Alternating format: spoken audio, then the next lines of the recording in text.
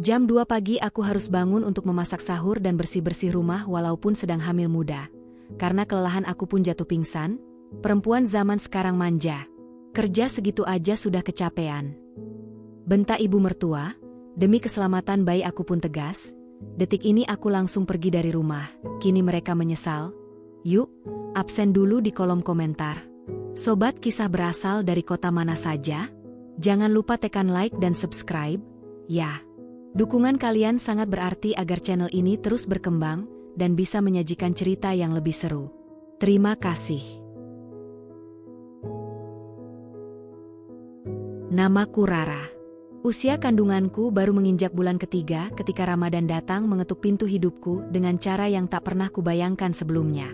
Aku hamil muda, tubuhku masih belajar menerima perubahan, sementara hatiku sedang berusaha menyesuaikan diri menjadi seorang istri, dan lebih dari itu, seorang menantu di rumah yang bukan milikku. Sejak menikah dengan Arif, aku tinggal bersama ibunya. Rumah itu besar, berdinding cat krem yang mulai memudar di beberapa sudut, dengan dapur luas di bagian belakang yang menjadi pusat kehidupan setiap hari. Di sanalah sebagian besar waktuku dihabiskan. Di sanalah pula aku belajar bahwa menjadi menantu bukan hanya soal membantu, melainkan tentang membuktikan diri, tanpa henti. Ramadan tahun ini seharusnya terasa istimewa. Ramadan pertamaku sebagai istri. Ramadan pertamaku sebagai calon ibu. Aku membayangkan sahur yang hangat, doa yang lirih, dan perhatian kecil yang membuatku merasa dijaga. Namun pagi-pagi pertamaku justru dimulai dengan suara pintu kamar diketuk keras. Rara, bangun. Jangan biasakan bangun mepet imsak. Menantu itu harus sigap. Suara ibu mertuaku terdengar tegas dari balik pintu. Tidak ada nada marah, tetapi juga tak ada kelembutan. Aku menahan mual yang naik ke tenggorokan, memaksakan diri duduk dari ranjang. Arif masih terlelap di sampingku. Wajahnya tenang, seolah dunia tak sedang menuntut apa-apa darinya. Aku tidak tega membangunkannya. Tubuhku terasa berat. Sejak hamil, aroma bawang goreng saja bisa membuat kepalaku berputar. Tetapi aku tetap melangkah ke dapur. Lantai dingin menyentuh telapak kakiku, membuatku sedikit tersadar. Di dapur, ibu sudah berdiri dengan tangan terlipat. Kompor menyala. Panci berisi air mendidih mengeluarkan uap tipis. Kamu harus belajar. Ramadan itu bukan alasan untuk lemah, katanya sambil menyerahkan talenan. Aku mengangguk. Selalu mengangguk. Seolah itu jawaban yang paling aman. Pisau di tanganku terasa licin. Entah karena tanganku berkeringat, atau karena rasa cemas yang tak kunjung reda. Aku memotong sayur perlahan, mencoba menahan mual yang semakin menjadi. Bau bawang merah membuat perutku bergolak. Aku berhenti sebentar, memejamkan mata. Kenapa? Tanya ibu singkat. Sedikit pusing, Bu. Ia menghela napas panjang. Perempuan hamil itu wajar pusing. Jangan manja.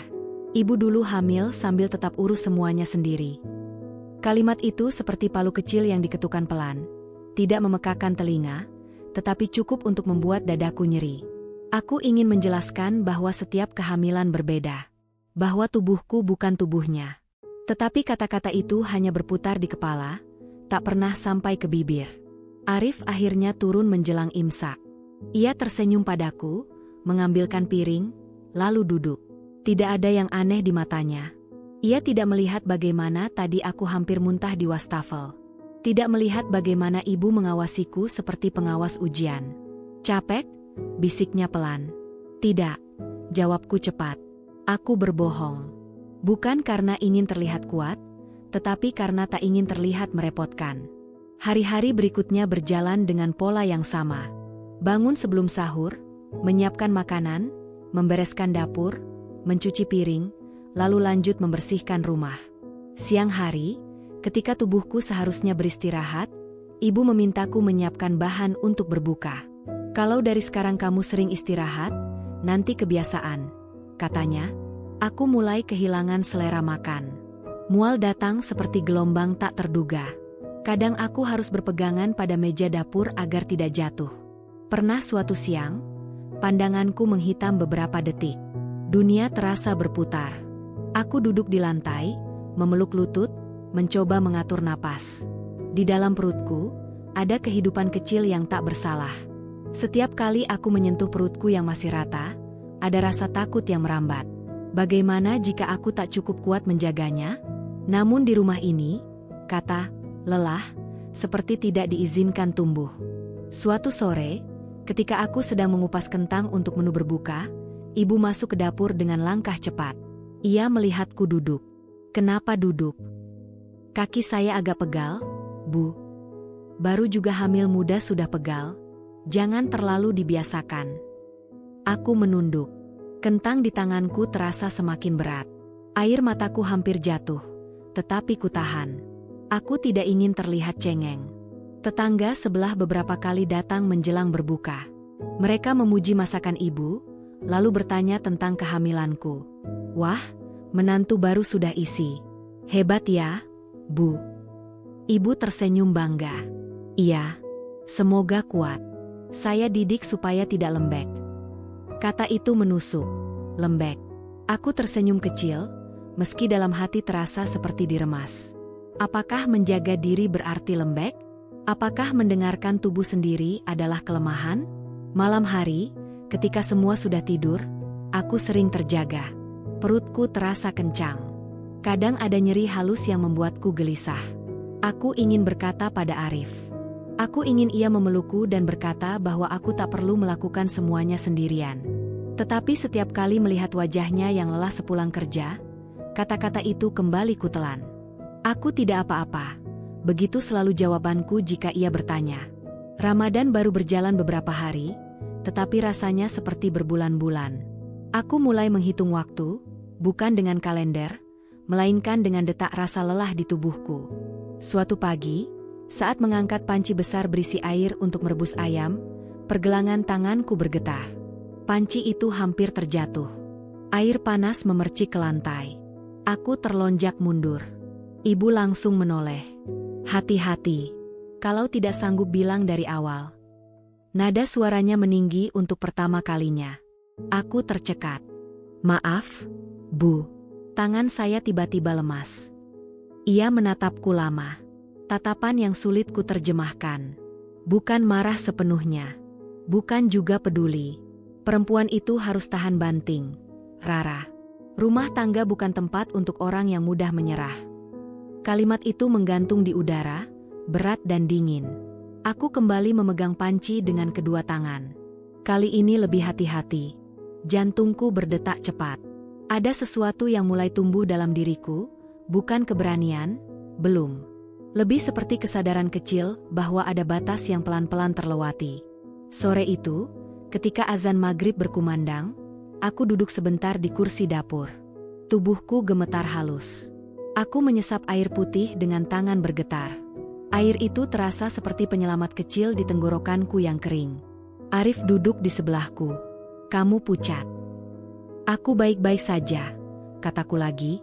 Ia menggenggam tanganku sebentar. Hangat, menenangkan. Tetapi genggaman itu hanya berlangsung beberapa detik sebelum ibu memanggil dari ruang tamu. Arif, bantu ibu angkat meja. Dan ia pun berdiri. Aku menatap punggungnya yang menjauh. Tidak ada kebencian di hatiku. Hanya rasa sepi yang perlahan tumbuh. Malam itu, saat aku kembali berbaring, tanganku kembali menyentuh perutku. Aku berbisik pelan, hampir tak terdengar. Maafkan ibu kalau belum bisa jadi pelindung yang baik. Air mataku akhirnya jatuh juga. 1 tetes. 2 tetes. Mengalir tanpa suara. Di luar kamar, rumah itu tampak tenang. Seperti tak ada apa-apa. Tetapi di dalam dadaku, ada pergulatan yang belum menemukan akhir. Dan Ramadan baru saja dimulai. Pagi itu aku terbangun bahkan sebelum ketukan terdengar di pintu. Tubuhku seperti sudah hafal pola. Sebelum suara ibu memanggil, sebelum azan pertama memecah sunyi, mataku sudah terbuka dengan perasaan cemas yang sulit dijelaskan. Perutku terasa kosong sekaligus mual. Sensasi aneh yang membuatku ingin makan dan muntah dalam waktu bersamaan. Aku duduk perlahan di tepi ranjang, menunggu dunia berhenti berputar. Di sampingku, Arif masih tertidur. Napasnya teratur. Wajahnya damai. Aku menatapnya beberapa detik lebih lama dari biasanya. Ada keinginan kecil untuk membangunkannya, memintanya turun bersamaku lebih awal. Hanya supaya aku tidak merasa sendirian di dapur. Namun lagi-lagi, aku mengurungkan niat. Aku berdiri dan melangkah keluar kamar tepat ketika suara ibu terdengar dari ruang tengah. "Rara, sudah bangun?" "Sudah, Bu." Jawabanku terdengar ringan. Padahal langkahku berat. Dapur menyambutku dengan udara dingin dan aroma beras yang baru dicuci. Ibu sudah memotong ayam. Gerakannya cepat dan tegas. Seolah tak ada ruang untuk ragu. "Kita masak lebih banyak hari ini. Nanti siang ada adik iparmu datang," katanya tanpa menoleh. Aku mengangguk, lalu mulai menyalakan kompor. Api biru menyala. Panci kuletakkan pelan, berharap tanganku tidak kembali bergetar seperti kemarin. Beberapa menit kemudian, aroma bawang tumis memenuhi ruangan. Dan seperti biasa, perutku langsung bereaksi. Gelombang mual naik tanpa permisi. Aku menahan napas, mencoba fokus pada suara minyak yang berdesis. Tetapi dunia terasa menyempit. Pandanganku kabur. Aku buru-buru berbalik ke wastafel. Suara muntahku pecah dalam keheningan subuh. Ibu berhenti mengiris cabai. "Kenapa lagi?" Aku mengusap bibir dengan punggung tangan. "Mual, Bu. Kalau puasa berat, tidak usah puasa. Tapi kerja tetap harus jalan." Kalimat itu tidak diucapkan dengan marah. Justru dengan nada datar yang terasa lebih menyakitkan. Aku tidak menjawab. Hanya mengangguk. Sahur berlangsung tanpa percakapan panjang. Aku memaksakan diri menelan nasi meski lidahku terasa pahit. Arif beberapa kali menatapku. "Kamu yakin kuat puasa?" tanyanya pelan. "Aku mau coba." Ibu langsung menyela, "Ibu dulu hamil tetap puasa penuh. Jangan manja." Sendok di tanganku berhenti sesaat. Aku ingin berkata bahwa dokter pernah bilang puasa boleh ditinggalkan jika kondisi tidak memungkinkan. Tetapi di meja makan itu, pendapatku terasa kecil. Setelah sahur, pekerjaan belum selesai. Piring harus dicuci. Meja harus dibersihkan. Lantai harus dipel. Saat aku membungkuk untuk menggosok bagian bawah lemari dapur, perutku terasa tertarik. Nyeri halus, seperti dicubit dari dalam. Aku berhenti sejenak, menarik napas perlahan. "Kenapa berhenti?" Suara ibu kembali terdengar. Perut saya sedikit kencang. "Wajar. Jangan dibesarkan." Aku kembali menggosok lantai. Tanganku mulai gemetar. Aku merasa seperti sedang berperang dengan tubuh sendiri. Siang hari terasa lebih panjang dari biasanya. Haus mengeringkan tenggorokan. Kepalaku berat. Aku duduk sebentar di ruang tengah, mencoba menyandarkan punggung. Belum sempat memejamkan mata, ibu muncul dari kamar. "Kalau siang begini jangan tidur terus.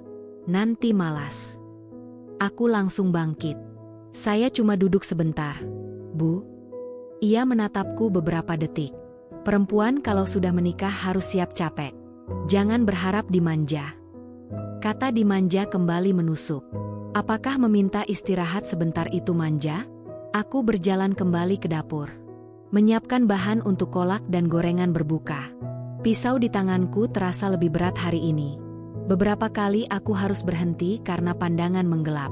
Saat memotong labu, tiba-tiba ujung pisau mengenai jariku. "Ah!" Darah merah tipis mengalir. Ibu mendekat. "Lihat, kalau pikiran tidak fokus jadinya begitu." Bukan kalimat khawatir. Bukan pertanyaan apakah aku baik-baik saja. Aku membungkus jariku dengan tisu. Perihnya menjalar, tapi tidak seberapa dibanding rasa di dadaku. Menjelang sore, adik ipar datang. Rumah menjadi lebih ramai. Tawa terdengar di ruang tamu. Aku tetap di dapur, menggoreng satu persatu bakwan dengan minyak panas yang sesekali memercik ke kulit. "Kak Rara pucat banget," ujar adik ipar ketika masuk sebentar. "Hamil muda memang begitu," jawab ibu cepat. Aku tersenyum tipis. Saat azan maghrib akhirnya berkumandang, kakiku terasa seperti bukan milikku lagi. Aku duduk perlahan di kursi dapur, memegang gelas air. Tangan kiriku refleks menyentuh perut. Ada rasa khawatir yang semakin sering muncul. Bukan hanya tentang lelah, tetapi tentang sesuatu yang lebih besar. Tentang keselamatan kecil yang bergantung padaku. Malamnya, setelah semua selesai dan tamu pulang, aku memberanikan diri berbicara pada Arif di kamar. Mas. Iya? Aku, akhir-akhir ini sering pusing dan perutku kadang nyeri. Ia langsung duduk lebih tegak. Kenapa tidak bilang dari dulu? Aku tidak ingin merepotkan. Wajahnya berubah. Ada sesuatu yang samar, mungkin rasa bersalah. Kita ke dokter besok. Aku ragu. Ibu mungkin tidak setuju kalau aku terlalu sering periksa. Arif terdiam. Keheningan itu menjawab banyak hal. Aku akan bicara sama ibu, katanya akhirnya. Untuk pertama kalinya dalam beberapa hari, ada sedikit rasa lega. Namun kelegaan itu tak bertahan lama. Keesokan paginya, ketika Arif menyampaikan rencana kontrol ke dokter, ibu menghela napas panjang. Baru hamil segitu saja sudah bolak-balik dokter? Dulu ibu tidak seribut itu. Bu, Rara sering pusing. Arif mencoba menjelaskan. Pusing itu biasa. Jangan sedikit-sedikit dibesar-besarkan. Aku berdiri di ambang pintu, mendengar percakapan itu dengan jantung berdebar. Arif menoleh padaku. Tatapan kami bertemu. Ada kebimbangan di matanya. Ada tarik-menarik antara bakti dan tanggung jawab. Akhirnya ia berkata pelan, nanti kita lihat dulu kondisinya. Kalimat itu terdengar seperti penundaan. Aku kembali ke kamar dengan langkah pelan. Duduk di tepi ranjang. Tanganku memeluk perut sendiri. Air mataku jatuh tanpa suara. Ramadan seharusnya menjadi bulan menahan diri. Tetapi yang kurasakan justru seperti kehilangan kendali atas diriku sendiri. Di luar kamar, suara ibu memanggil lagi. Rara, tolong jemur pakaian. Aku menghapus air mata dengan cepat. Menarik napas dalam-dalam. Lalu berdiri. Langkahku terasa semakin berat. Dan untuk pertama kalinya, aku mulai bertanya dalam hati. Sampai kapan tubuhku mampu bertahan? Pagi ini, untuk pertama kalinya sejak Ramadan dimulai, aku bangun dengan rasa takut yang lebih besar daripada rasa mual. Bukan takut pada pekerjaan. Bukan takut pada teguran. Tetapi takut pada sesuatu yang tak terlihat. Sesuatu yang mungkin sedang terjadi di dalam rahimku. Semalam aku hampir tidak tidur. Perutku terasa kencang beberapa kali. Bukan nyeri tajam, hanya seperti tarikan halus yang datang dan pergi. Namun cukup untuk membuatku terjaga, menatap langit-langit kamar dalam gelap, sambil menghitung napas. Ketika azan sahur belum berkumandang, aku sudah duduk di tepi ranjang. Tubuhku lebih ringan dari biasanya, tetapi bukan dalam arti baik. Ringan seperti kehilangan tenaga. Seperti kosong. Ketukan itu datang lagi. Rara. Aku langsung berdiri sebelum ketukan kedua menyusul. Aku tidak ingin dianggap lambat. Di dapur, ibu sudah menanak nasi dan menyiapkan ikan yang akan digoreng. Udara terasa lebih pengap dari biasanya. Atau mungkin hanya perasaanku saja. Ayo cepat. Jangan melamun. Aku mengangguk. Saat memegang spatula untuk membalik ikan, tiba-tiba pandanganku menggelap beberapa detik. Tanganku refleks berpegangan pada meja. Jantungku berdetak cepat. Kamu kenapa lagi? Suara ibu terdengar tidak sabar. Hanya sedikit pusing. Ia menghela napas panjang. Kalau kamu terus begitu, nanti orang pikir ibu menyiksamu. Kalimat itu membuatku terdiam. Menyiksa. Aku tidak pernah menganggapnya seperti itu. Aku hanya merasa sendirian. Sahur berjalan sunyi. Arif tampak memperhatikan wajahku lebih lama dari biasanya. Kamu makin pucat, katanya pelan. Aku hanya tersenyum tipis. Senyum yang kupaksakan agar tidak menambah beban pikirannya. Setelah sahur, pekerjaan rutin kembali menanti. Mencuci piring, menyapu lantai, menyiapkan bahan untuk berbuka. Tubuhku bergerak seperti mesin yang sudah diprogram. Tidak ada ruang untuk berhenti terlalu lama. Menjelang siang, mual datang lebih keras. Aku berlari kecil ke kamar mandi dan muntah lagi. Kali ini lebih lama. Lututku sampai terasa lemas. Aku bersandar pada dinding, mencoba mengatur napas yang tersengal. Tiba-tiba ada suara langkah di belakangku. Ibu berdiri di ambang pintu. Kalau memang tidak kuat puasa, bilang saja. Jangan sampai kerjaan terbengkalai. Aku mengusap wajahku dengan air. Bukan karena puasa, Bu. Sejak hamil memang sering begini. Ia terdiam beberapa detik. Tatapannya sulit kutebak. Ada sesuatu di sana, tetapi cepat sekali tertutup oleh ekspresi tegas yang biasa. Perempuan itu harus tahan uji, katanya akhirnya. Kalau dari awal sudah lemah, nanti bagaimana menghadapi anak? Aku ingin menjawab. Ingin berkata bahwa menjaga diri bukan berarti lemah. Bahwa bayi di dalam perutku bukan ujian yang harus ditaklukkan, melainkan amanah yang harus dijaga. Namun lagi-lagi, suaraku tertahan di tenggorokan. Siang itu panas terasa lebih menyengat. Aku menjemur pakaian di halaman belakang. Matahari tepat di atas kepala. Keringat membasahi punggungku. Saat mengangkat ember berisi pakaian basah, tanganku bergetar. Ember itu terasa jauh lebih berat dari biasanya. Aku hampir menjatuhkannya. Perutku kembali terasa kencang. Aku berhenti sejenak. Mengelusnya perlahan. Bertahan ya, bisikku hampir tanpa suara. Tiba-tiba, ada rasa nyeri yang sedikit berbeda. Lebih dalam. Membuatku menekuk lutut secara refleks. Aku menahan napas. Beberapa detik berlalu. Rasa itu mereda, tetapi menyisakan ketakutan. Sore hari, ketika sedang mengiris bawang untuk sambal, air mataku jatuh bukan karena pedasnya. Aku lelah. Bukan hanya tubuhku yang lelah. Hatiku juga. Aku merasa seperti harus terus membuktikan bahwa aku cukup kuat. Cukup pantas menjadi menantu. Cukup layak berada di rumah ini.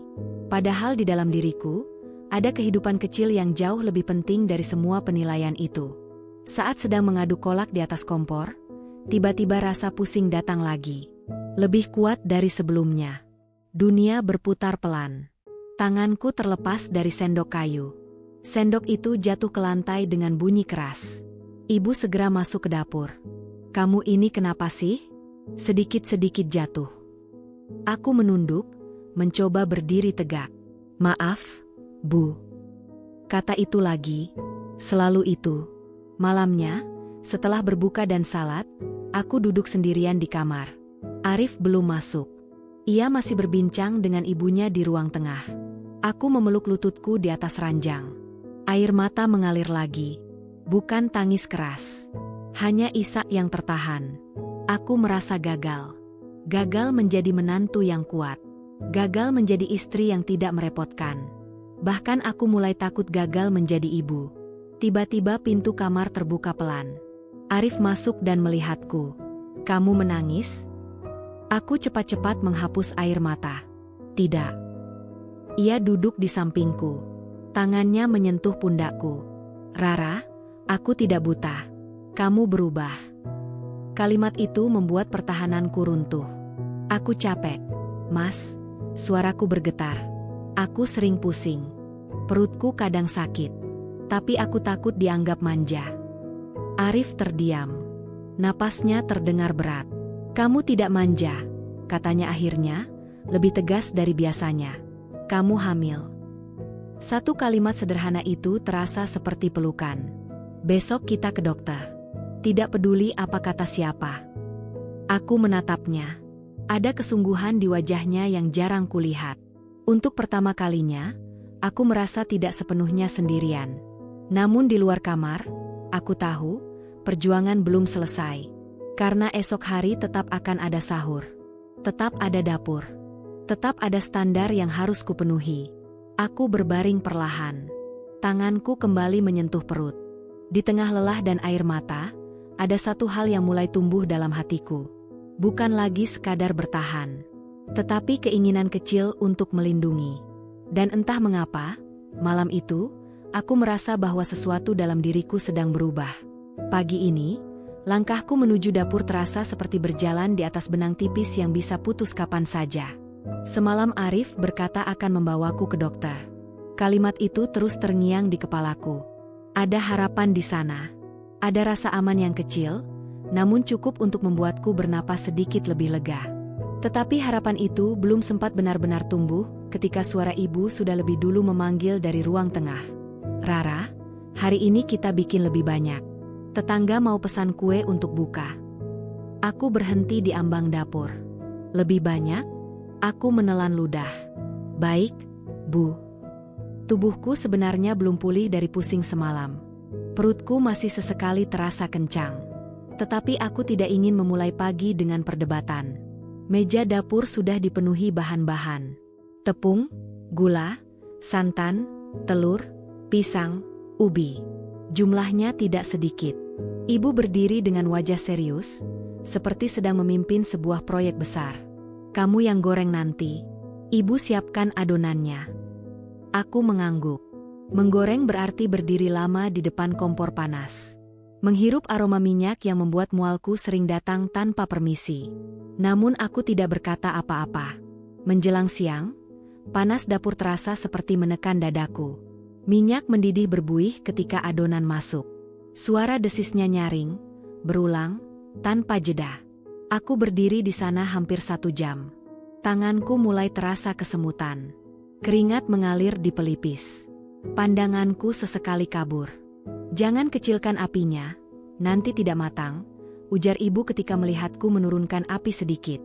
Aku kembali membesarkan api. Aroma minyak semakin kuat. Gelombang mual datang lagi. Aku mencoba menahannya. 1 adonan lagi. 1 lagi. Namun tubuhku tidak bisa dibohongi terus-menerus. Aku menutup mulut dengan tangan dan berlari ke kamar mandi. Kali ini muntahku lebih keras. Air mata ikut keluar. Bukan hanya karena mual, tetapi karena rasa frustrasi yang menumpuk. Ketika aku keluar, ibu sudah berdiri menunggu. Kamu ini bagaimana? Pesanan harus selesai sebelum asar. Aku menunduk. Maaf, Bu. Kalau begini terus, orang bisa salah paham. Dikira kamu tidak ikhlas bantu. Kata ikhlas terasa berat. Seolah-olah rasa lelahku adalah dosa. Sore itu, 2 tetangga datang mengambil pesanan. Mereka duduk sebentar di ruang tamu, mengobrol sambil tertawa kecil. Aku sedang menyusun kue di toples ketika mendengar namaku disebut. Rara kelihatan kurusan ya, Bu. Ibu tertawa ringan. Hamil muda memang begitu. Tapi harus tetap aktif. Biar kuat. Wah, hebat ya. Tidak semua perempuan bisa tahan begitu. Aku berdiri kaku di dapur. Kata-kata itu terdengar seperti pujian, tetapi entah mengapa terasa seperti tekanan tambahan di bahuku. Harus kuat, harus tahan, harus bisa. Seolah-olah tidak ada pilihan lain. Ketika para tetangga pulang, ibu masuk ke dapur dan berkata pelan, "Jangan sampai orang melihat kamu lemah. Nanti keluarga kita yang dinilai." Aku terdiam. Jadi ini bukan hanya tentang aku. Ini tentang nama keluarga. Tentang pandangan orang. Tentang citra. Malamnya, Arif menepati janjinya. Kita ke dokter besok pagi sebelum aku kerja, katanya di kamar. Aku menatapnya ragu. Ibu tahu? Aku sudah bilang. Ibu bilang terserah, asal tidak mengganggu kerjaan rumah. Ada nada yang berbeda dalam suaranya. Tidak lagi ragu seperti kemarin. Meski belum sepenuhnya tegas, setidaknya ada usaha. Aku mengangguk pelan. Keesokan paginya, untuk pertama kalinya sejak Ramadan dimulai, aku tidak berada di dapur saat matahari baru terbit. Kami pergi ke klinik kecil dekat pasar. Ruang tunggunya sederhana.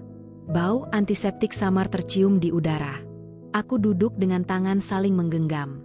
Jantungku berdebar lebih cepat dari biasanya.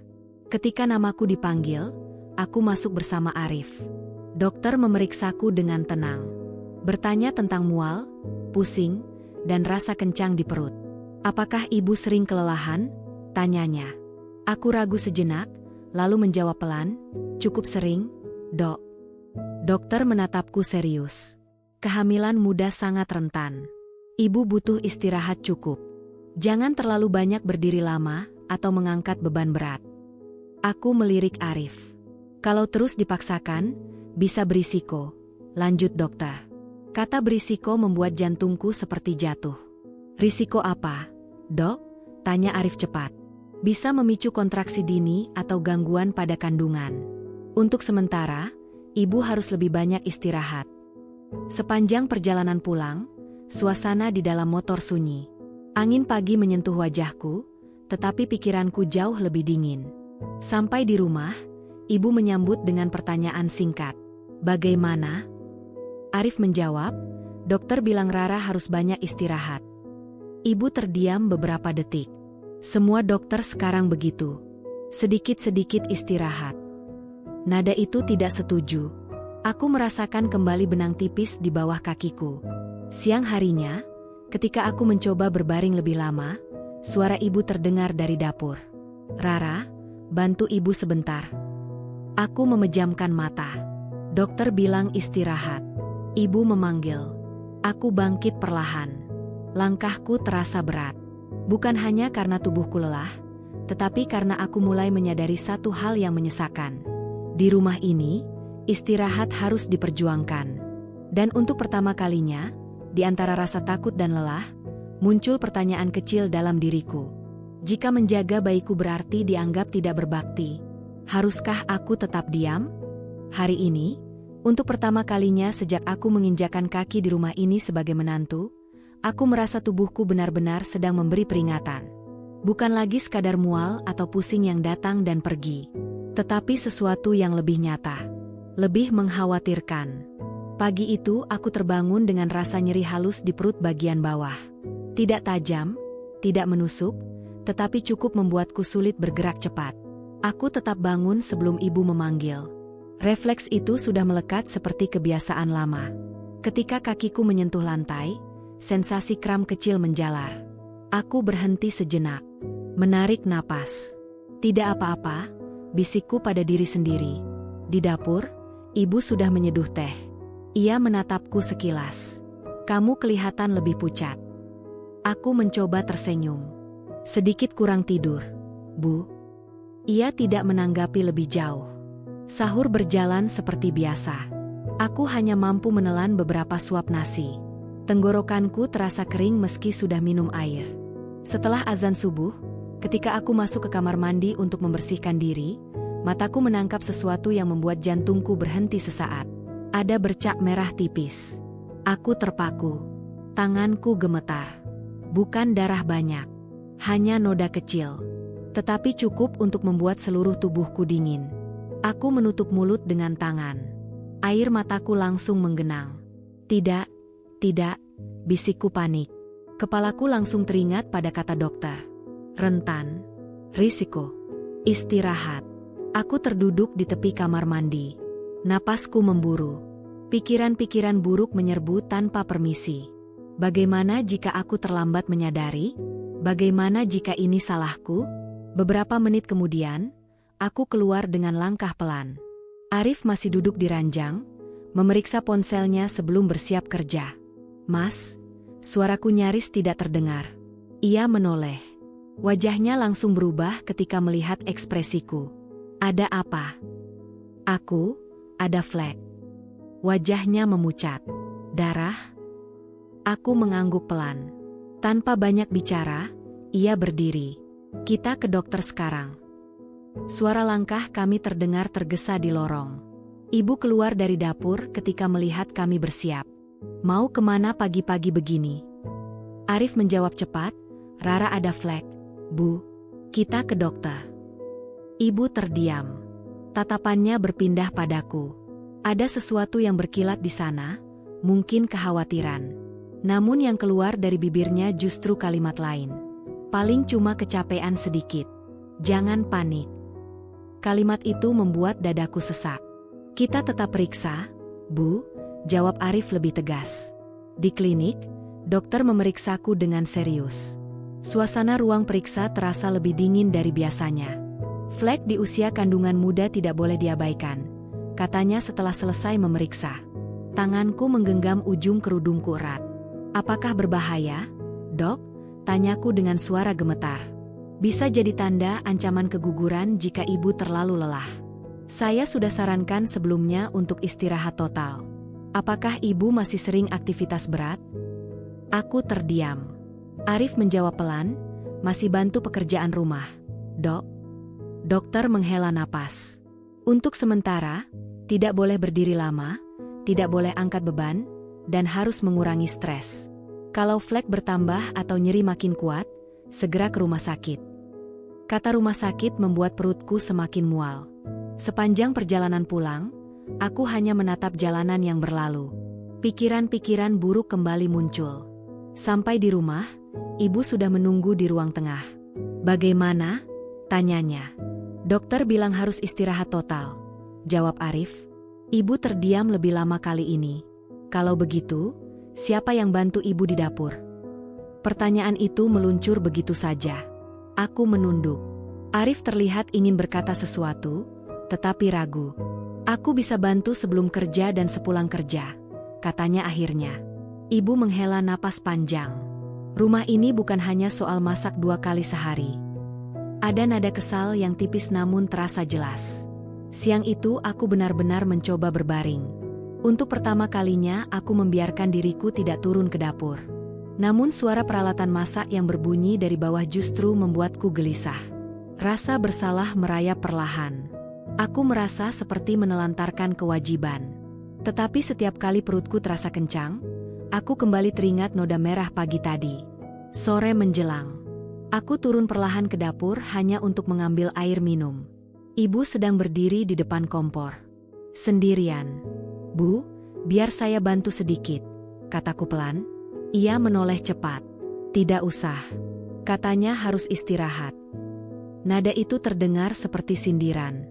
Aku membeku di tempat. Beberapa detik hening. Aku tidak pernah melarangmu istirahat, lanjutnya lebih pelan. Tapi perempuan memang harus kuat. Kalau terlalu takut, nanti jadi lemah. Aku ingin menjawab. Ingin berkata bahwa ini bukan soal takut. Ini soal kehidupan. Namun suara itu lagi-lagi tertahan. Malamnya, ketika aku kembali ke kamar, rasa nyeri itu datang lagi. Sedikit lebih kuat dari pagi tadi. Aku memejamkan mata. Air mata mengalir tanpa bisa kutahan. Arif duduk di sampingku. Aku akan bicara lebih serius dengan ibu, katanya pelan. Aku menggeleng lemah. Aku tidak ingin membuat kalian bertengkar. Kesehatan kamu lebih penting. Untuk pertama kalinya, kalimat itu terdengar lebih tegas dari sebelumnya. Aku menggenggam tangannya erat. Di luar kamar, suara ibu terdengar sedang menutup pintu dapur. Suara itu biasanya biasa saja. Tetapi malam ini terdengar berbeda. Seperti jarak yang mulai terbentuk. Aku berbaring dengan hati yang penuh campuran rasa. Takut, lelah, bersalah. Dan di antara semuanya, ada satu kesadaran yang mulai menguat. Jika aku terus memaksakan diri hanya demi terlihat patuh, aku bisa kehilangan sesuatu yang jauh lebih berharga dari penilaian siapapun. Dan kali ini, tubuhku tidak lagi berbisik pelan. Ia sudah mulai berteriak. Malam itu, tubuhku akhirnya menyerah. Sejak pagi, suasana rumah sudah berbeda. Ibu mengatakan beberapa kerabat jauh akan datang untuk berbuka bersama. Katanya, ini tradisi yang tidak pernah dilewatkan setiap Ramadan. Meja harus penuh. Hidangan harus lengkap. Tidak boleh ada yang kurang. Aku masih dalam kondisi harus banyak istirahat. Flek memang tidak bertambah, tetapi rasa kencang di perut masih sesekali muncul. Dokter sudah mengingatkan dengan jelas. Namun pagi itu, ketika ibu mulai mengeluarkan panci besar dan loyang dari lemari, aku tahu hari ini tidak akan ringan. Kita masak yang banyak. Jangan sampai memalukan, katanya sambil menyerahkan daftar menu padaku. Tanganku menerima kertas itu perlahan. Ada opor ayam, sambal goreng ati, sayur lodeh, perkedel, kolak, es buah, dan beberapa gorengan. Bu, dokter bilang aku harus istirahat, kataku hati-hati. Ibu menatapku sebentar. Tatapan yang membuat dadaku menegang. Kamu tidak perlu angkat berat. Cukup bantu potong-potong dan goreng sedikit. Ibu juga tidak bisa sendirian. Kalimat itu terdengar seperti kompromi. Namun aku tahu, berdiri lama saja sudah cukup membuat perutku kram. Arif mendengar percakapan itu dari ruang tengah. Ia masuk ke dapur. Bu, biar aku saja yang bantu lebih banyak. Kamu kerja. Jangan campuri urusan dapur, jawab ibu cepat. Aku melihat keraguan di wajah Arif. Ia ingin membela, tetapi terbiasa untuk tidak membantah.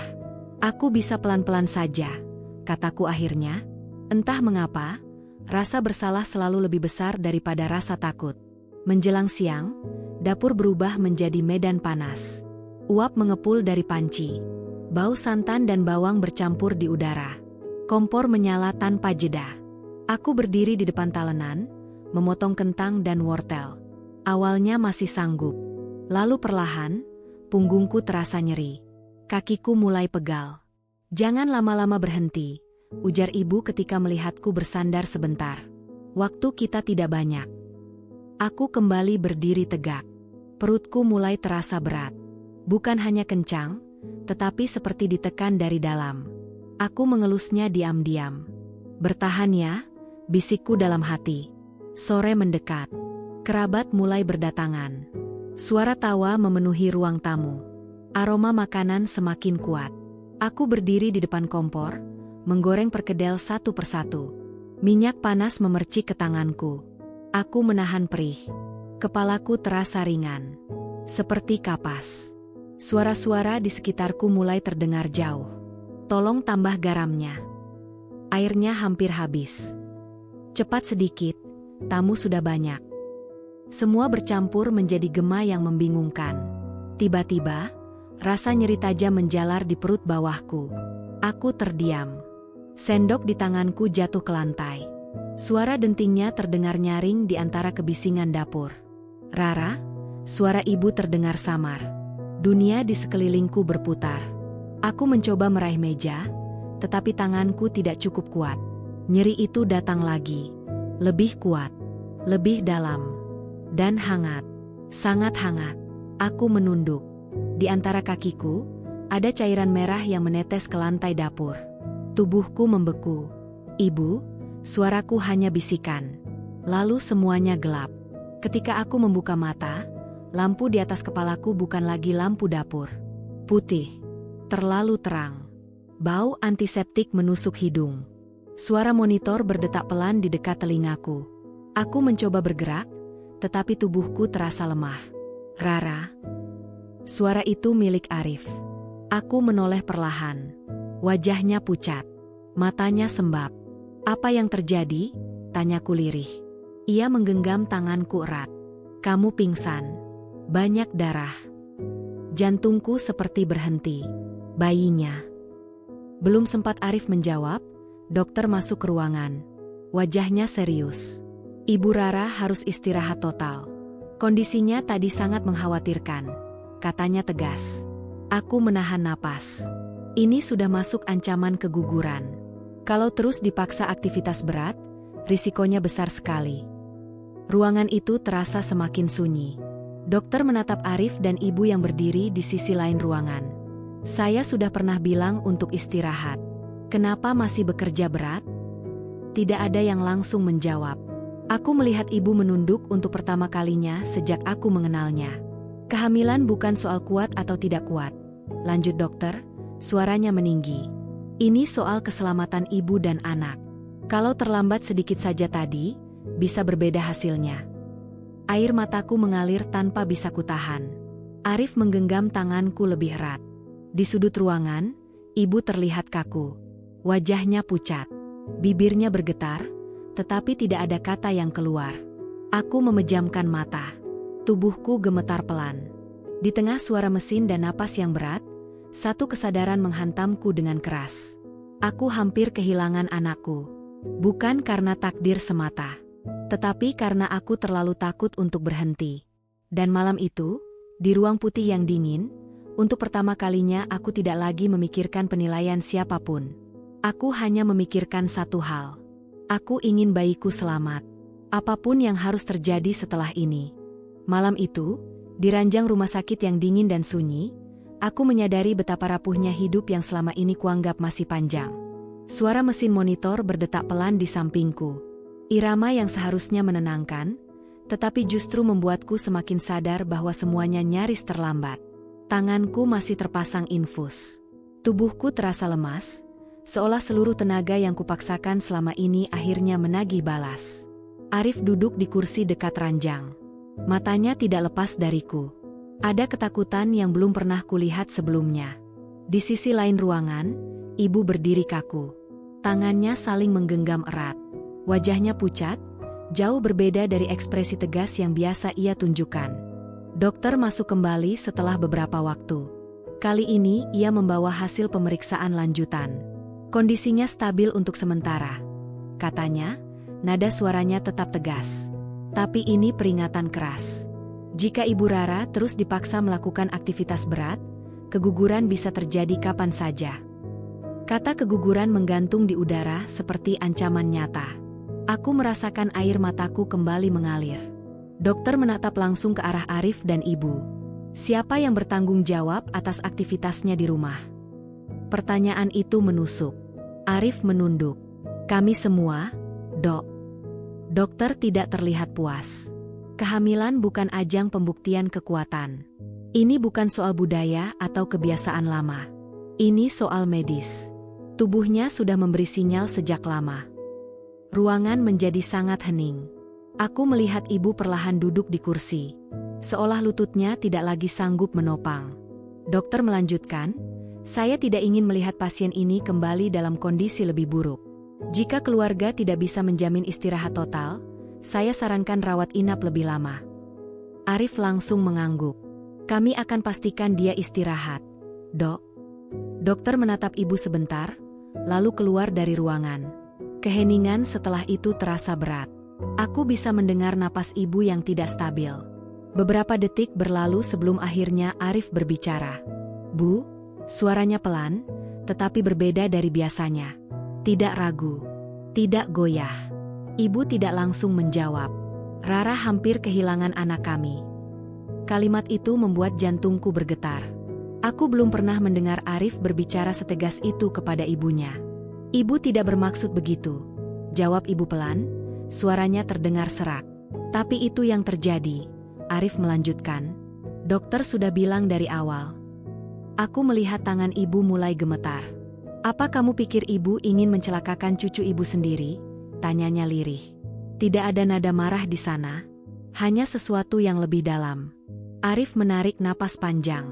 Lalu, untuk pertama kalinya sejak aku mengenalnya, ia mengungkapkan sesuatu yang tidak pernah ia ceritakan sebelumnya. Bu, Rara tidak tahu, tapi aku tahu. Aku menoleh padanya. Tahu apa, Mas? Ia menatapku, lalu kembali pada ibunya. Ibu dulu juga kehilangan anak, karena terlalu memaksakan diri saat hamil. Kata-kata itu jatuh seperti petir di ruangan yang sunyi. Aku terdiam. Apa? Ibu memejamkan mata. Air mata perlahan mengalir di pipinya. Pemandangan yang belum pernah kulihat. Itu sudah lama, bisiknya. Tapi itu belum pernah selesai. Bu, suara Arif bergetar. Ibu selalu bilang perempuan harus kuat. Harus tahan. Harus tidak manja. Tapi mungkin itu karena Ibu tidak pernah memaafkan diri sendiri. Aku merasa napasku tercekat. Ibu menangis. Tangis yang tidak keras, tetapi penuh. Waktu itu, Ibu tidak mau berhenti bekerja, katanya pelan. Semua orang bilang perempuan harus kuat. Ibu ingin membuktikan. Sampai akhirnya, bayi itu tidak selamat. Tangannya menutup wajahnya. Ayahmu tidak pernah menyalahkan Ibu. Tapi Ibu menyalahkan diri sendiri. Sampai sekarang.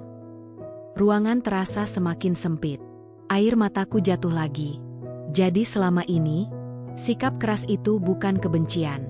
Bukan karena aku tidak disukai. Tetapi karena luka lama yang belum sembuh. Aku pikir, kalau perempuan tidak dilatih kuat dari awal, nanti akan lebih sakit. Lanjut Ibu dengan suara patah. Ibu tidak mau kamu rapuh seperti dulu Ibu. Aku ingin mengatakan bahwa aku tidak pernah menganggapnya ingin menyakitiku. Tetapi kenyataannya, aku tetap terluka. Bu, suaraku pelan, hampir seperti bisikan.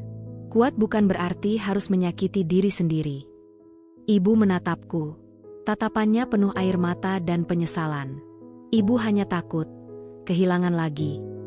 Kalimat itu membuat hatiku bergetar. Ketakutan yang sama. Ternyata kami berdiri di sisi yang berbeda, tetapi memeluk rasa takut yang serupa. Arif menggenggam tanganku lebih erat. Kita tidak bisa mengulang masa lalu, Bu. Tapi kita bisa memilih sekarang. Ibu menunduk. Bahunya bergetar pelan. Untuk pertama kalinya, aku melihatnya bukan sebagai sosok keras yang menuntut, tetapi sebagai seorang perempuan yang pernah kehilangan dan tidak pernah benar-benar sembuh. Malam itu, di ruang putih yang sunyi, luka lama terbuka.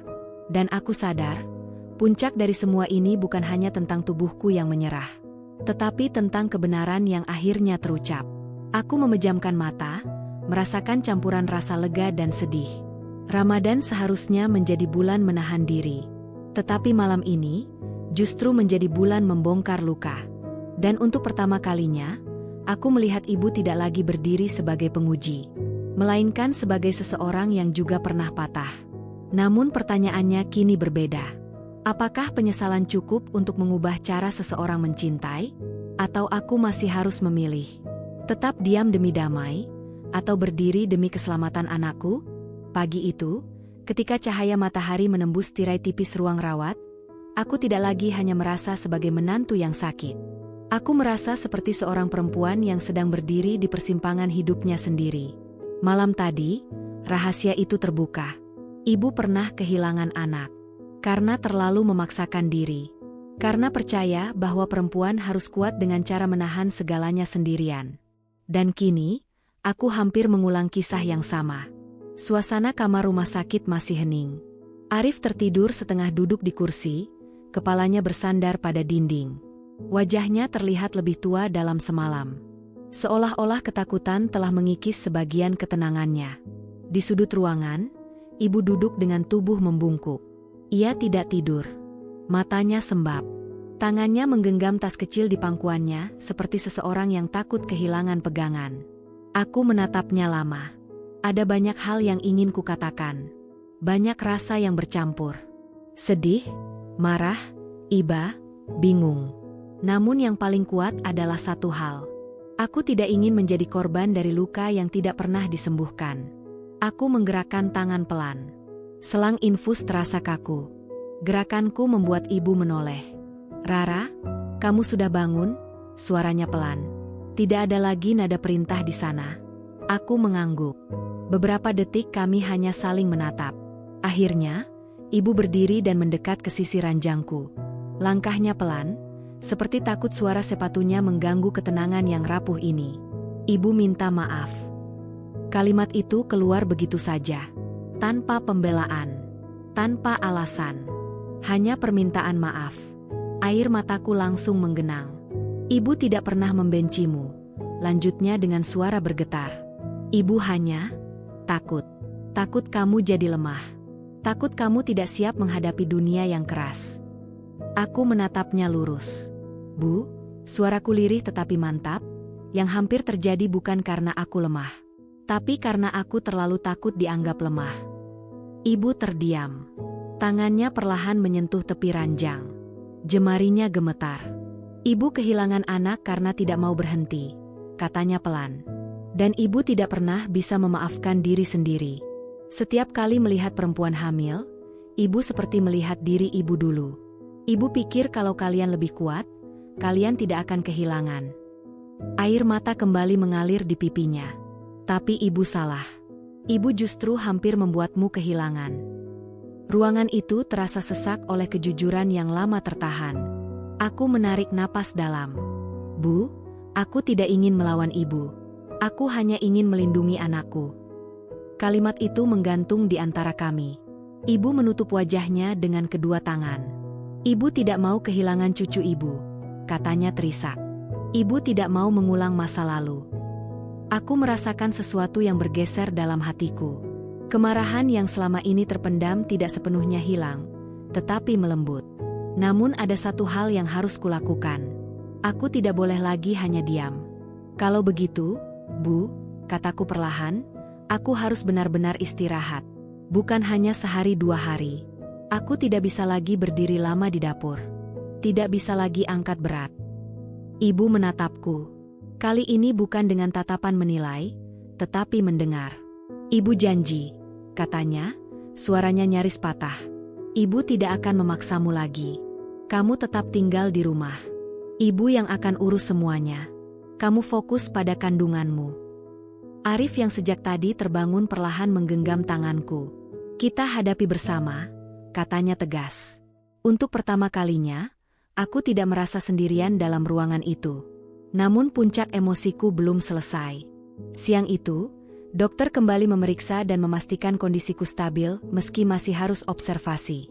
Ia kembali mengingatkan pentingnya istirahat total dan menghindari stres. Setelah dokter pergi, aku menatap langit-langit putih dan berpikir panjang. Apakah aku bisa kembali ke rumah itu tanpa rasa takut? Apakah janji cukup kuat untuk mengubah kebiasaan bertahun-tahun? Sore hari, ibu mendekat lagi. Kali ini ia duduk di kursi dekat ranjang, lebih dekat dari sebelumnya. Rara, kalau kamu mau, setelah keluar dari sini kamu bisa tinggal di rumah orang tuamu dulu. Aku terkejut. Tidak perlu memikirkan ibu. Ibu yang salah. Ada kejujuran dalam suaranya. Namun aku menggeleng pelan. Aku tidak ingin lari, Bu. Ia menatapku bingung. Aku hanya ingin batas. Aku ingin didengar. Kata batas itu terasa besar ketika keluar dari mulutku. Selama ini aku takut mengucapkannya. Ibu terdiam lama. Lalu mengangguk perlahan. Kamu benar. Ibu terlalu lama hidup dengan cara yang salah. Air mata kembali jatuh. Tetapi kali ini tidak hanya miliknya. Aku merasa sesuatu dalam diriku tumbuh. Bukan lagi sekadar keberanian kecil. Tetapi keputusan. Aku tidak akan mengorbankan diriku demi terlihat patuh. Aku tidak akan membiarkan trauma masa lalu mengatur masa depan anakku. Malam itu, ketika lampu kamar diredupkan, aku memejamkan mata dengan perasaan yang berbeda dari malam sebelumnya. Masih ada rasa takut. Masih ada luka. Tetapi ada juga kekuatan baru. Ramadan belum selesai. Dan untuk pertama kalinya sejak semua ini dimulai, aku merasa mungkin bulan ini benar-benar akan mengajarkanku sesuatu. Bukan tentang menjadi menantu sempurna, tetapi tentang menjadi ibu yang berani menjaga hidup yang dipercayakan kepadanya. Apapun risikonya. Ketika akhirnya aku kembali ke rumah itu, langkahku tidak lagi sama seperti saat aku pertama kali datang sebagai menantu. Beberapa hari aku dirawat sebelum dokter mengizinkan pulang dengan syarat istirahat total. Tidak boleh kelelahan. Tidak boleh stres berlebihan. Tidak boleh berdiri terlalu lama. Semua larangan itu terdengar sederhana. Tetapi di rumah yang selama ini kutinggali, itu berarti perubahan besar. Mobil berhenti di depan rumah menjelang sore. Udara Ramadan terasa hangat, angin membawa aroma masakan dari dapur tetangga. Biasanya, jam seperti ini aku sudah berdiri di depan kompor. Kini, aku duduk diam. Arif membantuku turun perlahan. Tangannya tidak pernah lepas dari genggamanku. Pintu rumah terbuka sebelum kami mengetuk. Ibu sudah berdiri di sana. Wajahnya terlihat lebih lelah dari biasanya, tetapi sorot matanya berbeda. Tidak ada ketegangan. Tidak ada penilaian. Hati-hati, katanya pelan saat aku melangkah masuk. Aku mengangguk. Ruang tamu terasa sama, tetapi suasananya tidak. Seolah rumah ini sedang menahan napas, menunggu sesuatu yang baru. Ibu sudah siapkan kamar depan untukmu, katanya, biar tidak perlu naik tangga. Aku terdiam. Selama ini aku selalu tidur di kamar lantai atas bersama Arif. Kamar depan biasanya dipakai tamu. Tidak apa-apa, Bu, tanyaku hati-hati. Ibu yang minta, jawabnya cepat. Kamu butuh mudah bergerak. Ada sesuatu yang menghangat di dadaku. Perubahan itu nyata. Hari pertama di rumah terasa canggung. Aku lebih banyak berbaring. Mendengar suara aktivitas dari dapur tanpa ikut terlibat. Setiap kali terdengar suara wajan atau panci, refleks tubuhku ingin bangun. Bertahun-tahun dididik bahwa perempuan yang baik harus sigap membuatku sulit diam. Namun setiap kali aku mencoba duduk terlalu lama, Arif akan datang. Dokter bilang istirahat, katanya lembut, dan untuk pertama kalinya, ibu tidak membantah. Sore itu, ketika azan maghrib berkumandang, aku masih berada di kamar. Biasanya aku sibuk menata meja makan. Kini, suara piring terdengar dari luar. Beberapa menit kemudian, pintu kamar diketuk pelan. Ibu masuk membawa nampan. Ada semangkuk kolak, segelas air hangat, dan kurma. Ayo buka puasa, katanya pelan. Aku tertegun. Biasanya aku yang menyiapkan semua ini. Tanganku gemetar saat menerima nampan itu. Terima kasih, Bu. Ia duduk sebentar di kursi dekat ranjang. Ibu tidak pandai meminta maaf dengan kata-kata panjang, katanya pelan. Tapi ibu ingin kamu tahu, ibu sungguh menyesal. Aku menatapnya. Wajahnya terlihat lebih tua sore itu. Bukan karena usia, tetapi karena beban yang akhirnya dilepaskan. Aku juga tidak ingin menyimpan marah. Bu, jawabku jujur. Tapi aku butuh merasa aman. Ia mengangguk pelan. Kamu berhak. Dua kata itu terasa seperti sesuatu yang selama ini tidak pernah kudengar. Berhak. Malamnya, setelah salat, aku mendengar ibu berbicara dengan Arif di ruang tengah. Saya yang akan urus dapur. Kamu bantu belanja saja. Tidak ada nada memerintah. Tidak ada keluhan. Aku memejamkan mata. Air mata hangat mengalir. Bukan karena sakit. Bukan karena takut. Tetapi karena akhirnya aku merasa didengar. Hari-hari berikutnya berjalan perlahan. Aku lebih banyak membaca, berzikir, dan mengelus perutku yang kini terasa sedikit lebih tenang. Flek tidak muncul lagi. Nyeri berkurang. Setiap pagi ibu akan masuk sebentar. Bagaimana perutmu? Pertanyaan sederhana itu terasa berbeda dari semua kalimat sebelumnya. Suatu siang, ketika aku duduk di ruang tamu sambil menghirup udara segar dari jendela, ibu duduk di sebelahku. Dulu, katanya tiba-tiba, ibu tidak pernah punya ruang untuk mengeluh. Semua harus ditahan. Aku mendengarkan. Ibu pikir itu cara mendidik diri supaya kuat. Tapi ternyata, yang ditahan malah jadi luka. Aku memandang tangannya yang terlipat di pangkuan. Bu, luka tidak akan hilang kalau hanya ditutup. Ia tersenyum tipis. Senyum yang lelah, tetapi tulus. Kamu mengajarkan ibu sesuatu. Aku menggeleng pelan. Aku hanya tidak ingin kehilangan. Ibu juga, jawabnya lirih. Ramadan memasuki pertengahan. Suasana rumah terasa lebih sunyi, tetapi bukan sunyi yang tegang. Lebih seperti jeda untuk bernapas. Tetangga yang biasanya datang memesan kue kini hanya mengirim pesan singkat. Ibu menolak dengan halus. Menantu saya harus istirahat, katanya suatu kali ketika menjawab telepon. Aku mendengarnya dari kamar. Dan untuk pertama kalinya, aku merasa dilindungi. Namun di balik ketenangan itu, ada proses yang tidak sederhana. Aku masih belajar melepaskan rasa bersalah setiap kali melihat ibu bekerja sendirian di dapur. Ia masih belajar menahan kebiasaan memanggilku untuk membantu. Kami sama-sama sedang berubah. Suatu malam, ketika kami berbuka bersama di meja makan, ibu menatapku lama. Kamu tetap tinggal di rumah ini ya, katanya pelan. Ibu janji tidak akan keras lagi. Kalimat itu sederhana, tetapi penuh makna. Aku menatap Arif. Ia mengangguk kecil, seolah menyerahkan keputusan padaku. Aku menarik napas panjang. Aku akan tinggal, Bu. Tapi kita sama-sama belajar ya. Ibu tersenyum. Matanya kembali berkaca-kaca. Iya. Malam itu, setelah semua lampu dimatikan, aku berbaring dengan tangan di atas perutku. Ada detak kecil yang terasa. Atau mungkin hanya perasaanku saja. Namun untuk pertama kalinya sejak semua ini terjadi, aku tidak lagi diliputi ketakutan. Aku merasa sedang membangun sesuatu yang baru. Bukan hanya hubungan antara menantu dan mertua, tetapi hubungan antara dua perempuan yang sama-sama pernah takut kehilangan. Ramadan belum selesai. Namun kali ini, aku tidak lagi berjalan di atas benang tipis. Aku berdiri di tanah yang mulai terasa lebih kokoh. Dan di dalam diriku, kehidupan kecil itu masih bertahan. Masih berjuang. Seperti ibunya.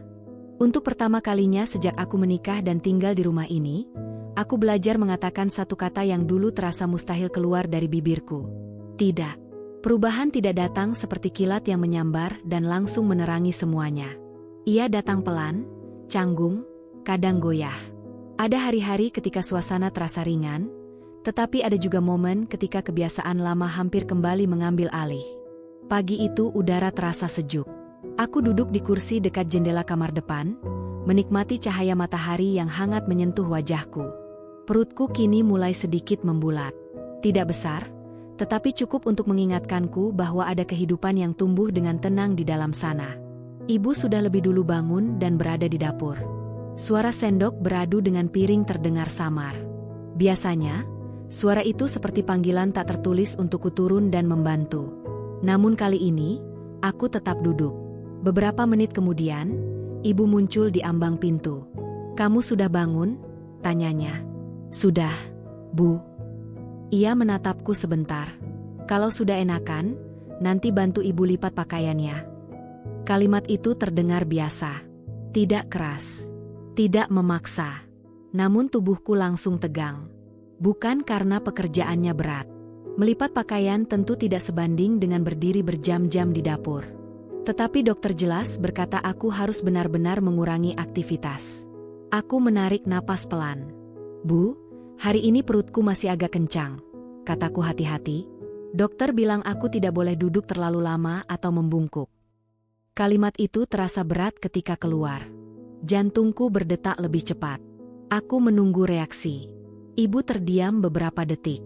Tatapannya berubah. Bukan marah. Bukan juga kecewa. Hanya berpikir. "Kalau begitu, tidak usah," katanya akhirnya. Aku hampir tidak percaya. Tidak ada desahan panjang. Tidak ada sindiran. Hanya dua kata sederhana. "Tidak usah." Rasa hangat menyebar di dadaku. Setelah ibu kembali ke dapur, aku memejamkan mata sebentar. Ternyata mengatakan tidak seburuk yang kubayangkan. Dunia tidak runtuh. Rumah tidak terbakar. Tidak ada suara meninggi. Hanya batas kecil yang mulai ditegakkan. Siang itu, Arif pulang lebih awal karena pekerjaannya sedang lengang. Ia masuk ke kamar sambil membawa kantong belanja. "Aku beli buah yang dokter sarankan," katanya sambil tersenyum. Aku tersenyum balik. "Terima kasih." Ia duduk di sampingku dan menatap perutku yang mulai terlihat jelas. "Aku hampir kehilangan kalian," katanya tiba-tiba. Aku menoleh. Nada suaranya masih menyimpan sisa ketakutan malam itu. "Kita masih di sini," jawabku pelan. Ia mengangguk. "Aku juga belajar. Selama ini aku terlalu diam." Aku tidak menyalahkannya. Kami sama-sama tumbuh dalam pola yang sama. Menghormati orang tua tanpa banyak bertanya. Mengalah demi menjaga suasana. Tetapi kini, ada yang berubah. Sore hari, seorang tetangga datang berkunjung. Ia membawa kue dan bertanya tentang kondisiku. "Sudah enakan?" tanyanya ramah.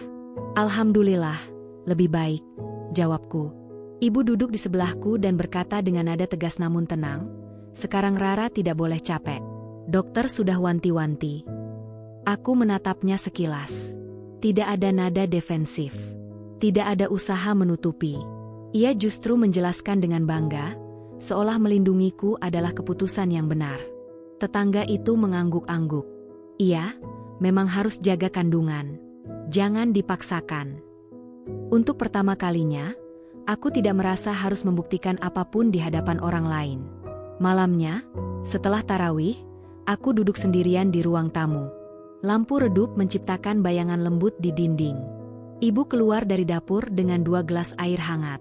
"Sini minum dulu," katanya sambil menyerahkan 1 gelas padaku. Aku menerimanya. Beberapa detik kami hanya duduk dalam diam. "Tahu tidak," katanya pelan, "ibu dulu tidak pernah berani bilang tidak. Bahkan ketika tubuh ibu sudah tidak sanggup." Aku menoleh. "Ibu pikir kalau berhenti, orang akan bilang ibu lemah." Aku tersenyum tipis. "Aku juga takut begitu, Bu." Ia mengangguk pelan. Ternyata lebih sulit mengakui batas daripada pura-pura kuat. Kalimat itu terasa dalam. Aku menyadari sesuatu. Perubahan bukan hanya terjadi padaku. Ibu pun sedang berjuang melawan pola lama yang sudah puluhan tahun mengendap dalam dirinya. "Bu," kataku pelan, "kalau nanti aku merasa tidak sanggup melakukan sesuatu, aku akan bilang. Bukan karena tidak mau membantu, tapi karena aku harus menjaga diri." Ia menatapku, lalu mengangguk. "Ibu akan dengar." Janji itu tidak diucapkan dengan dramatis. Hanya sederhana. Tetapi cukup. Ramadan semakin mendekati akhir. Suasana rumah terasa lebih ringan. Tidak sepenuhnya tanpa gesekan, tetapi jauh lebih sehat. Aku mulai rutin kontrol kembali. Dokter mengatakan kondisiku membaik. Bayi dalam kandunganku bertahan dengan baik. Setiap kali mendengar detak jantung kecil itu melalui alat pemeriksaan, air mataku selalu jatuh. Bukan lagi karena takut, tetapi karena syukur.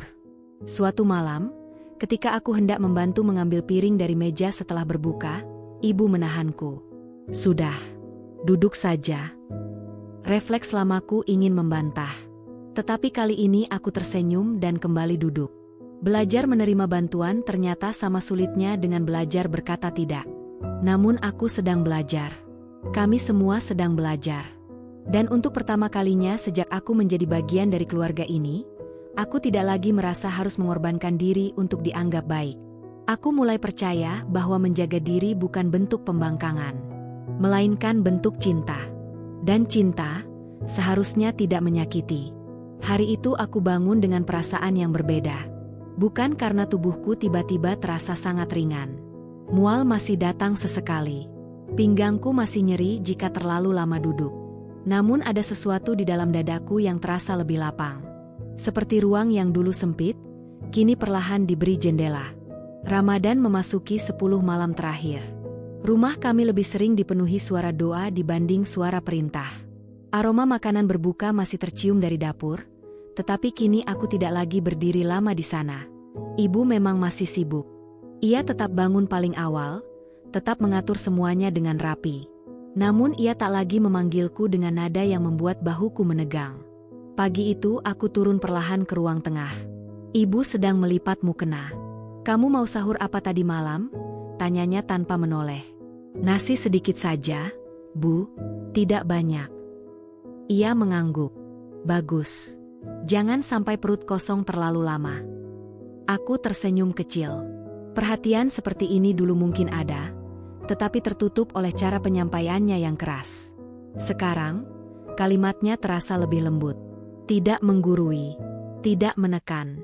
Arif keluar dari kamar sambil mengusap rambutnya yang masih basah. Ia memandang kami berdua sejenak, seolah memastikan suasana benar-benar tenang. "Aku izin nanti malam mau itikaf di masjid," katanya pelan. Ibu menoleh. "Pergilah. Tapi jangan lupa, istrimu juga butuh ditemani." "Aku tahu, Bu." Ia lalu menatapku. "Kamu tidak apa-apa kalau aku pergi beberapa jam." Aku mengangguk. Aku tidak sendiri. Jawabanku sederhana, tetapi bermakna lebih dalam. Aku tidak lagi merasa sendirian di rumah ini. Siang harinya, aku duduk di teras dengan segelas air hangat. Angin berembus pelan. Perutku kini semakin jelas membulat. Aku mengusapnya dengan lembut. "Bertahan ya," bisikku. Tiba-tiba ibu duduk di kursi sebelahku. "Kamu sudah siapkan nama?" tanyanya. Aku terkejut. Pertanyaan itu belum pernah ia ajukan sebelumnya. "Belum pasti," jawabku. "Masih diskusi dengan Arif." Ibu tersenyum tipis. Dulu ibu juga begitu. Banyak rencana. Banyak harapan. Nada suaranya tidak lagi mengandung bayangan pahit seperti dulu. Kini lebih seperti cerita yang sudah diterima. Ibu tidak pernah cerita detail tentang dulu, kataku hati-hati. Ia terdiam beberapa saat, lalu menarik napas panjang. Ibu terlalu keras pada diri sendiri waktu itu. Menganggap rasa lelah adalah kelemahan. Mengira kalau berhenti sebentar berarti gagal. Ia menatap langit. Setelah kehilangan, ibu tidak pernah benar-benar memaafkan diri. Jadi ketika melihat kamu hamil, ibu seperti melihat bayangan masa lalu. Ibu takut, tapi caranya salah. Aku menelan ludah. Takut, bukan benci. Selama ini aku hanya melihat sisi kerasnya. Aku tidak pernah benar-benar memikirkan bahwa di balik ketegasan itu ada luka yang belum selesai. Ibu tidak ingin kamu mengulangi kesalahan yang sama, lanjutnya. Tapi ibu justru hampir membuatnya terulang. Suara ibu bergetar tipis. Aku memegang tangannya. "Sekarang kita tahu, Bu." Ia menoleh padaku. Matanya berkaca-kaca, tetapi tidak lagi penuh penyesalan yang menghukum. "Terima kasih sudah tidak pergi," katanya pelan. Kalimat itu membuat dadaku sesak. Aku ingat malam di rumah sakit. Aku ingat bagaimana aku hampir memilih pulang ke rumah orang tuaku. Aku ingat betapa hancurnya hatiku saat merasa sendirian. "Aku hampir menyerah," jawabku jujur. Ibu tahu. Kami duduk dalam diam, tetapi kali ini bukan diam yang berat. Diam yang saling memahami. Menjelang maghrib, Ibu memintaku hanya menata sendok di meja. Pekerjaan ringan. Ia bahkan melarangku berdiri terlalu lama. Saat adzan berkumandang, kami berbuka bersama. Tidak ada percakapan tegang. Tidak ada sindiran terselubung. Hanya doa yang diucapkan pelan sebelum meneguk air. Malam itu Arif berangkat ke masjid. Aku dan ibu tinggal di rumah. Aku hendak masuk kamar ketika ibu memanggil. Rara. Aku menoleh. Kalau nanti kamu merasa tidak dihargai, jangan diam. Katakan. Jangan simpan seperti ibu dulu. Aku tersenyum. Aku akan bilang, Bu. Ia mengangguk puas. Di kamar, aku duduk di tepi ranjang dan memikirkan perjalanan beberapa bulan terakhir. Betapa cepat semuanya berubah. Dari rasa takut menjadi keberanian. Dari tekanan menjadi batasan. Dari tangis diam-diam menjadi suara yang akhirnya terdengar. Aku menyadari sesuatu yang penting. Keberanian bukan selalu berarti melawan dengan keras. Kadang ia hanya berarti jujur tentang apa yang kita rasakan. Tentang apa yang tubuh kita butuhkan. Dan aku telah melakukannya. Beberapa hari kemudian, aku kontrol kembali ke dokter. Arif menemaniku. Ibu bersikeras ikut. Dokter tersenyum setelah memeriksa. Kondisinya jauh lebih stabil. Katanya, tetap dijaga. Jangan terlalu lelah. Aku mengangguk. Ibu lebih dulu menjawab, tidak akan, Dok. Dokter menatapnya sekilas, mungkin mengingat peringatan keras beberapa waktu lalu. Namun kali ini tidak ada ketegangan. Di perjalanan pulang, ibu tiba-tiba berkata, nanti kalau sudah lahir, ibu mau bantu jaga. Tapi kalau kamu bilang capek, kita atur bergantian. Aku terdiam. Itu bukan sekadar tawaran bantuan. Itu pengakuan bahwa aku punya suara. Malam terakhir Ramadan tiba. Rumah kami diterangi lampu-lampu kecil. Suasana tenang, hampir sakral. Aku berdiri di depan cermin kamar, memperhatikan perutku yang semakin jelas. Aku tersenyum pada bayangan diriku sendiri. Dulu aku merasa kecil.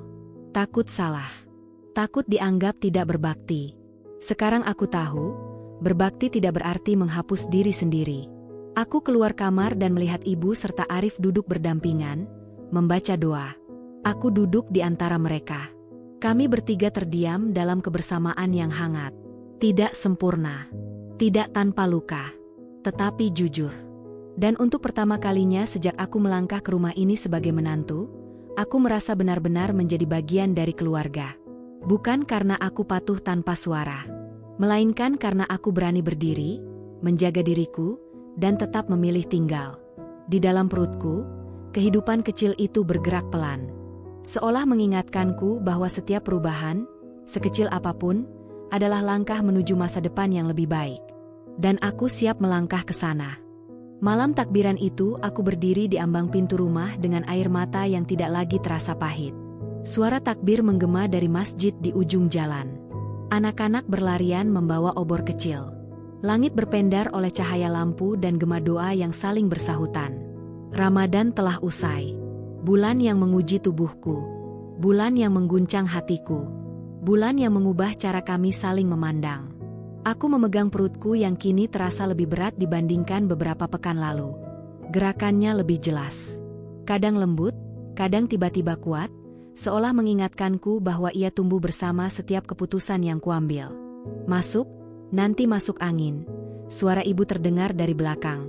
Aku tersenyum dan menoleh. Ia berdiri sambil membawa selendang. Tanpa banyak kata, ia menyampirkan selendang itu di bahuku. Sentuhan itu sederhana, tetapi membuat dadaku menghangat. Dulu mungkin aku akan berdiri lebih lama di luar, berusaha menunjukkan bahwa aku kuat. Sekarang aku tidak perlu membuktikan apa-apa. Kami masuk bersama. Di ruang tamu, Arif sedang merapikan sajadah. Ia menatap kami berdua dengan senyum yang sulit disembunyikan. Besok pagi kita salat Id bersama, katanya. Aku mengangguk pelan. Kalau kondisiku memungkinkan. Ibu langsung menyahut, kalau tidak memungkinkan, salat di rumah saja. Tidak perlu memaksakan. Kalimat itu terdengar tegas. Tegas yang melindungi, bukan menekan. Malam semakin larut. Kami duduk bertiga, berbincang ringan tentang rencana esok hari. Tidak ada perdebatan. Tidak ada ketegangan yang mengintai di sela percakapan. Aku memperhatikan ibu sesekali. Wajahnya tampak lebih tenang. Garis keras di sekitar matanya tidak lagi setajam dulu. Seolah ia pun sedang berdamai.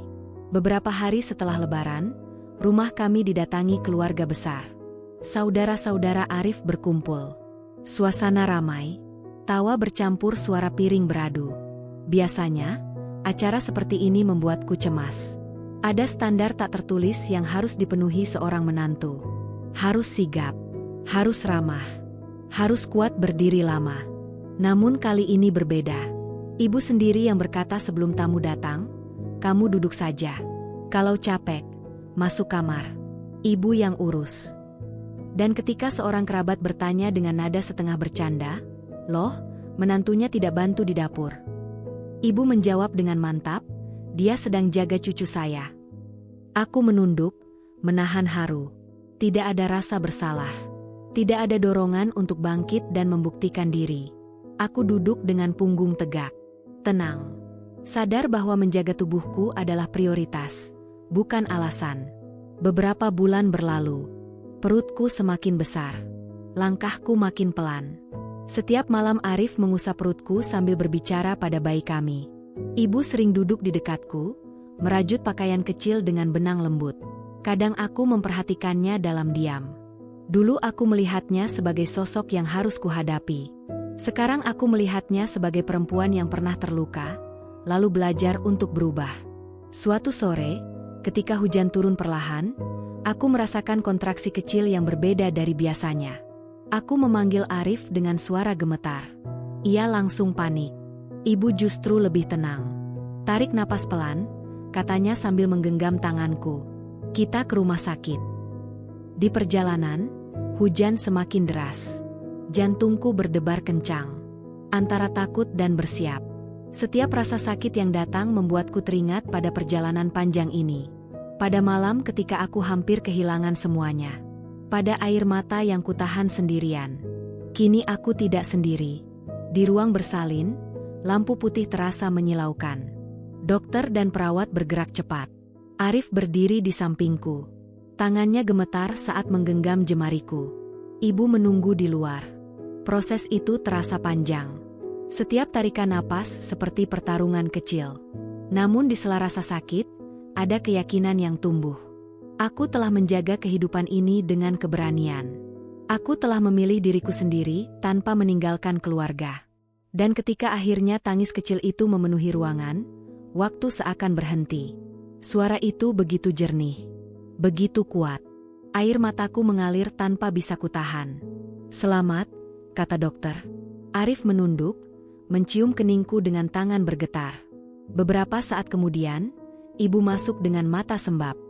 Ia mendekat perlahan, menatap bayi kecil yang terbungkus kain putih. Tangannya gemetar ketika menyentuh pipi mungil itu. "Terima kasih," bisiknya. Aku tahu kata itu bukan hanya untuk kelahiran hari ini. Itu untuk kesempatan kedua. Untuk luka yang akhirnya diakui.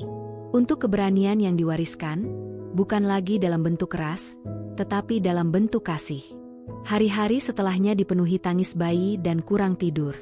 Tubuhku lelah, tetapi bukan lelah yang memaksa. Jika aku terlihat pucat, ibu langsung mengambil alih. Jika aku butuh istirahat, Arif menggantikan. Tidak ada lagi kalimat yang meremehkan rasa lelah. Tidak ada lagi tuntutan untuk menjadi kuat tanpa batas. Suatu malam, ketika aku menggendong bayiku yang akhirnya tertidur, aku duduk di kursi dekat jendela seperti dulu. Angin malam masuk pelan. Ibu menghampiri dan duduk di sampingku. "Kamu hebat," katanya lirih. Aku tersenyum. "Aku hanya belajar." Ia mengangguk. "Ibu juga. Kami tidak sempurna. Kami masih akan berbeda pendapat. Namun kini ada sesuatu yang menjadi fondasi baru di rumah ini. Saling mendengar, saling menjaga." Aku memandang wajah kecil dalam pelukanku. Aku ingin ia tumbuh dalam rumah yang tidak mengajarkan bahwa cinta harus dibuktikan dengan pengorbanan diri yang menyakitkan. Aku ingin ia tahu bahwa batas adalah bentuk kasih pada diri sendiri. Dan jika kelak ia menjadi seorang perempuan, ia tidak perlu takut berkata tidak. "Namaku Rara. Aku pernah hampir kehilangan suaraku. Aku pernah hampir kehilangan bayiku. Tetapi di bulan yang penuh ujian itu, aku menemukan keberanian yang selama ini tersembunyi. Keberanian untuk berbicara. Keberanian untuk menetapkan batas. Keberanian untuk mencintai tanpa menyakiti diri sendiri. Dan di pelukanku sekarang, masa depan itu tertidur dengan damai.